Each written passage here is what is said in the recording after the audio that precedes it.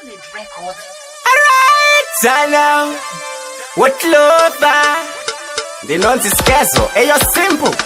Now one of them a boss market uye kuno boys nema key.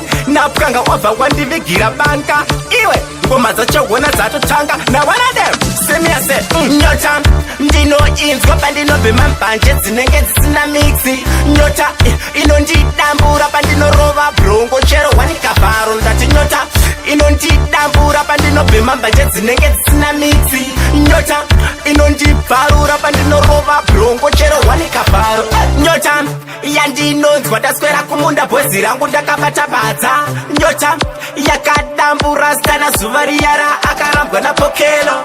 Avhati inodiwa bhozi haisi juti ukangoishaya cheta uite weti tabuka tora izvenyu kwete vhati gaya kwapinda muto yazi kusina vhati. Nyota ndinoinzwa pandinobhema mbanje dzinenge dzisina mixi. Nyota inondidambura pandinorova brongo chero wanika vharo ndati nyota inondidambura pandinobhema mbanje dzinenge dzisina mixi. Nyota inondibvarura pandinorova brongo chero wanika vharo.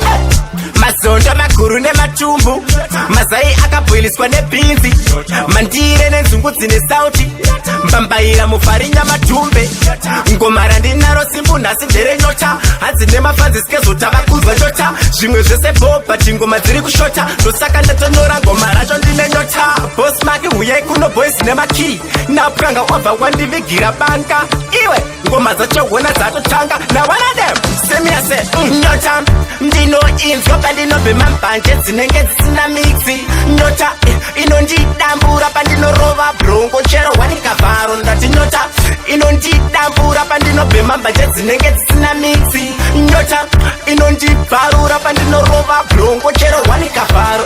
Nyota yandinonzwa ndaswera kumunda bhozi rangu ndakabata badza. Nyota yakadambura stana zuva riyara akarambwa napokelo.